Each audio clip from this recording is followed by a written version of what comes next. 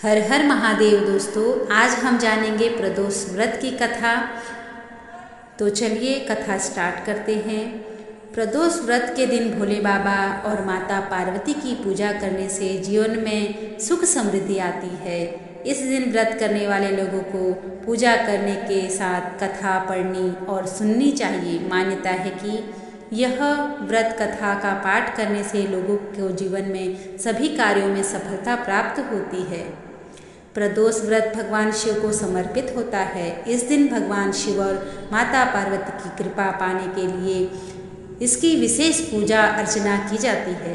मान्यता है रवि प्रदोष व्रत रखने से सुख शांति और समृद्धि की प्राप्ति होती है। इसके साथ ही सभी प्रकार के भय, परेशानी और कष्ट भी दूर हो जाते हैं। प्रदोष व्रत पूजा मुहूर्त पंचांग के अनुसार आश्विन माह के कृष्ण पक्ष की त्रयोदशी तिथि 29 सितंबर दिन रविवार को शाम 4:47 पर शुरू होगी और 30 सितंबर को शाम 7:06 पर समाप्त होगी। वही 30 सितंबर को शाम 7:06 से भद्राकाल लग जाएगा। इसका समापन 1 अक्टूबर को सुबह 6:14 पर होगा। प्रदोष व्रत कथा। तो आइए दोस्तों, अब हम जानेंगे प्रदोष व्रत की कथा। एक गांव में एक बहुत ही गरीब ब्राह्मण निवास रहता था। उसकी पत्नी प्रदोष व्रत किया करती थी। उन दिनों का एक पुत्र भी था। एक दिन वह पुत्र गंगा तट पर स्नान करने के लिए गया, लेकिन रास्ते में चोरों ने उसे पकड़ लिया। चोरों ने उससे कहा कि हम तुम्हें मारेंगे नहीं, अगर तुम अपने पिता से गुप्त धन के बारे में हमें बता देंगे। तो बालक ने कहा कि हे बंधु, हम अत्यंत दीन दुखी हैं, हमारे पास कोई धन नहीं है। तब चारों ने पूछा कि तेरे इस पोटली में क्या है? बालक ने कहा कि इसमें मेरी माँ ने मेरे लिए रोटियां दी हैं। यह सुनकर चोरों ने उसे जाने दिया। बालक वहाँ से चलते हुए एक नगर में पहुँच गया।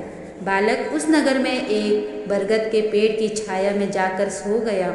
उसी समय नगर के सिपाही चोरों को खोजते हुए आए और उन्हें उस बरगद के पेड़ के नीचे एक बालक मिला, जिसे उन्होंने चोर समझकर बंदी बना लिया और उस बालक को राजा के पास ले गए।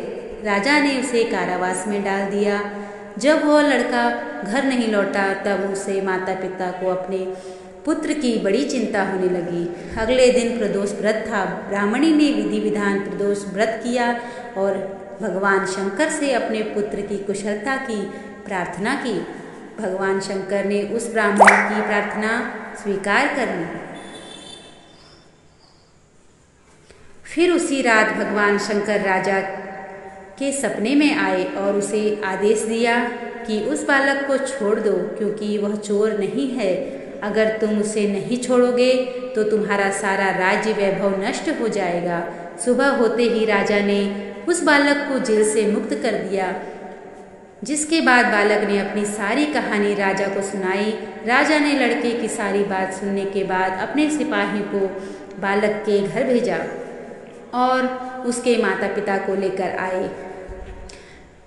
आने को कहा। माता पिता बहुत ही डरे हुए थे।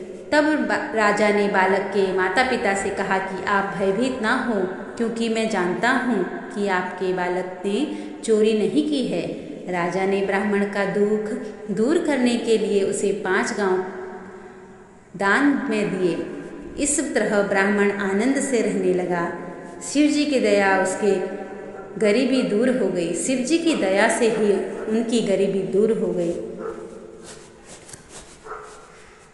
तो हर हर महादेव दोस्तों, कैसी लगी आपको यह प्रदोष व्रत की कथा? कमेंट बॉक्स में ज़रूर बताइएगा और ओम नमः शिवाय ज़रूर कमेंट में लिखिए।